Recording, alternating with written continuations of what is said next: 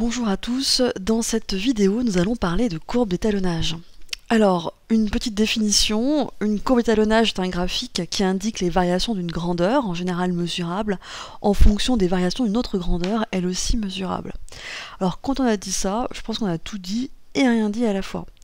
Alors le plus simple, à mon sens, ce serait de partir d'un exemple pour comprendre ce que c'est qu'une courbe d'étalonnage et surtout voir quelle peut être son utilité. L'exemple que je vous propose, ça va être la chute libre d'un objet, une chute libre verticale d'un objet. Donc on va imaginer qu'on se place sur la Lune, comme ça il n'y a pas de force de frottement, il n'y a rien du tout, il n'y a que l'action de la Lune sur un objet qu'on va laisser tomber.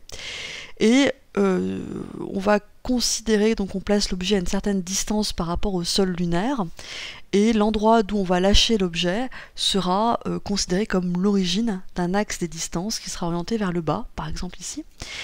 Et puis, pour certains, au moment où on va lâcher l'objet, on va déclencher un chronomètre, et toutes les X secondes, on va relever la distance parcourue par cet objet, afin d'avoir un tableau de mesure. Donc ce tableau de mesure va nous permettre de tracer un graphique, par exemple la distance parcourue par l'objet en fonction du temps. Donc ici on a un nuage de points. Alors j'ouvre une parenthèse, le logiciel que j'ai utilisé me permet de faire des affichages que de ronds et non pas de plus. Donc en toute rigueur, il faudrait bien sûr mettre des plus pour les points expérimentaux. Donc ici on a un nuage de points qui ne s'apparente pas à une droite mais à une courbe. Donc surtout quand on va relier les points entre eux, on ne va pas s'amuser à faire des petits segments, des tronçons de traits. On va bel et bien faire une courbe, on va lisser la courbe. Donc en fait on modélise ce nuage de points par une courbe comme ceci. Et cette courbe, je vais la baptiser, dans le cadre de la vidéo, je vais l'appeler courbe d'étalonnage. Alors son statut va se justifier par la suite. Cette courbe, qu'est-ce qu'elle nous dit? Elle nous dit si jamais vous lâchez un objet dans certaines conditions, donc ici c'est sur la Lune, donc c'est-à-dire absence de frottement, et quand vous relevez la distance parcourue par cet objet en fonction du temps, d'accord, voici la courbe que vous obtenez. Eh bien, l'intérêt de cette courbe, le voici. Supposons qu'on étudie la chute d'un autre objet dans les mêmes conditions que celles de l'expérience qu'on vient d'étudier. C'est-à-dire je prends un autre objet, je lâche de même point de départ que la balle initiale, et ce que je veux savoir, je me demande quelle est la distance parcourue par cet objet au bout de 5 secondes. L'intérêt de cette courbe, c'est que cette courbe nous affranchit de faire l'expérience. C'est plus la peine de faire l'expérience, puisqu'on a la courbe, et bien c'est simple, on est parti dans les mêmes conditions, on a fait partir cet nouvel objet du même point de départ que la première balle étudiée, et bien il suffit de reporter la date 5 secondes sur le graphique, de voir où se trouve cette valeur sur la courbe, et de regarder quelle est l'ordonnée associée, 20.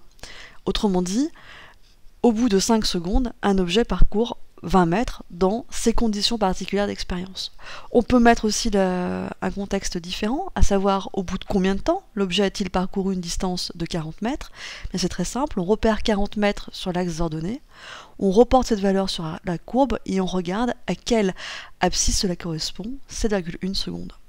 Donc autrement dit, si jamais vous faites tomber un objet sur la Lune dans les mêmes conditions que celles que vous avez utilisées pour établir votre courbe d'étalonnage, ce n'est plus la peine de réaliser l'expérience, votre courbe d'étalonnage vous fait directement le lien entre la distance parcourue par cet objet au cours de sa chute libre verticale en fonction du temps de chute.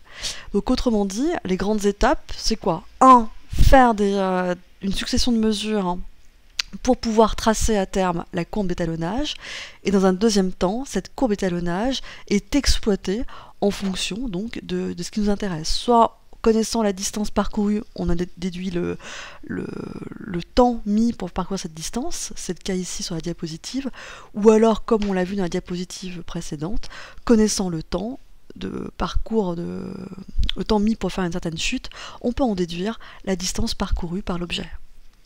Donc, en activité expérimentale, on va le voir, les courbes d'étalonnage sont bien souvent, mais pas tout le temps, mais sont bien souvent des droites qui passent par l'origine.